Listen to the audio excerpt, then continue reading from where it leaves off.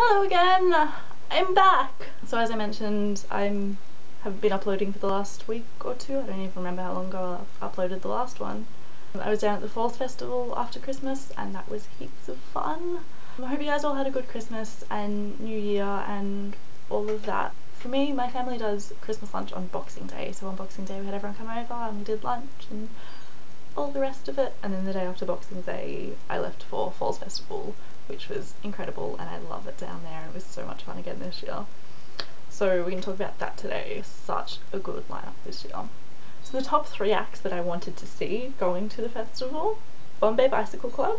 I only got to see the second half of their set, which was a little bit sad, but at least I still got to see the second half. Fantastic show. These guys were brilliant. They were as good as I'd expected them to be.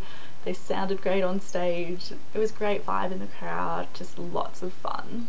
Second one I was looking forward to was the Banboos. Again, did not disappoint. I'll put some links to all these bands below, just in case you guys haven't heard them, so links below.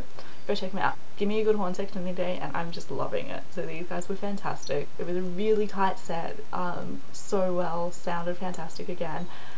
They did 2 sets at the festival. I missed their first one on the first night, but I went to one with sort of a late afternoon time slot, I think it was. So it was a fairly small crowd. It wasn't the best time to be playing in because it was a hot day. Or even with a small crowd, it was just so much fun and everyone was loving it. Really good, and I really recommend them. If you haven't heard them before, go check them out. They're fantastic. Third one I was looking forward to, Flaming Lips. I've wanted to see these guys live for so long. They've been on my list for I don't even know how long. So I was so excited to see them on the lineup for fall. To be honest, I was a little disappointed. Anyone who's heard of the Flaming Lips will probably be aware of the massive show they put on. It's not just the music, it's about the show as well.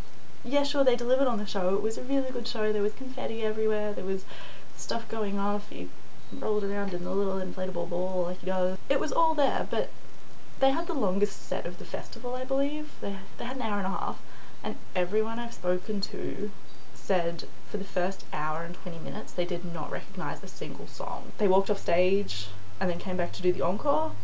The encore was Do You Realise, which it's like a requirement, they have to do it. Everyone I've spoken to, that was the only song that any of them recognised, so it was a little disappointing in terms of what they were playing. The show was still very good, but it wasn't quite all I'd expected it to be. In comparison to the top 3 acts I had going in and the top 3 acts which were the highlights of my festival, it was a bit of a change. So by the end of the festival, the 3 biggest highlights for me were the Banboos. I was so happy I got to see them. They were fantastic. They were in my top 3 that I most wanted to see going into the festival, and they came out as one of my top 3 highlights, so go check them out. The second highlight of the festival would be Jungle Giants. These guys, I wasn't too fussed if I got to see them or not. Again, it was a relatively small crowd, but these guys just have a great energy up on stage. Their music is fantastic. It's just fun, easy to listen to, but they've got a really good sound going on. So those guys were definitely a highlight for me, which I didn't expect at all. Third highlight, I hadn't even heard of going to the festival. Anyone who's ever been to Falls Festival probably knows the Village. So for anyone who hasn't been to the festival, it's a camping festival, so you've got camping all over the place, and then everyone comes into the main arena, which is the main stage and a smaller stage up on the hill. You leave the main arena, go out the back, and there's another checkpoint to get into this area, which is called the Village. And the Village is all, they do artsy, a little bit quirky, different stuff. They've got some comedy acts down there. They had like a couple of little carnival set up things, like the big bash the hammer and make the weight go up type thing.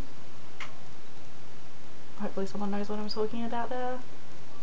I don't know how to explain it. The Village is really fun. I spent a lot of time down in the Village this year. It was New Year's Eve afternoon. I was walking around the Village with someone that I met down at the festival, and there's a main stage in the festival and there's also a number of smaller tents, maybe around 100 capacity at most. And we went in to watch it. I didn't actually know what we were getting in for. It's an act, they're called Miles and Simone. They are absolutely gorgeous. It's a pretty hot day, so everyone was just kind of taking it easy. It's New Year's Eve, everyone's, you know, gonna have a big night. It was all pretty chilled out, and we went in and it was just the most gorgeous thing. It was a guy, a girl and a guitar. their vocals just blended beautifully. They were incredible. Go check it out, there's a link down here as well. Some of the other acts which were fantastic were another act which I wasn't expecting to go to, but someone recommended that I did. Daniel Champagne, solo acoustic guitarist, incredibly talented. Beach House, started listening to them recently on recommendation from a friend.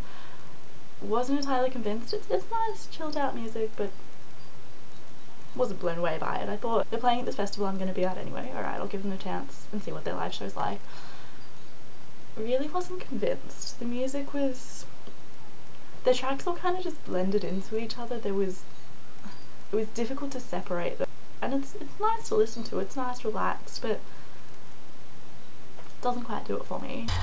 I will link to a blog I made about the Christmas special down here, but let me know what you guys thought about it. It's a really interesting point at the moment because the Ponds have left but the new companion is still being brought in. I'm interested to hear your thoughts on it, on the episode, if you liked the Christmas special this year, but also on the new companion and your theories on what goes on next. But I guess we'll just have to wait and see, and I will see you guys next week.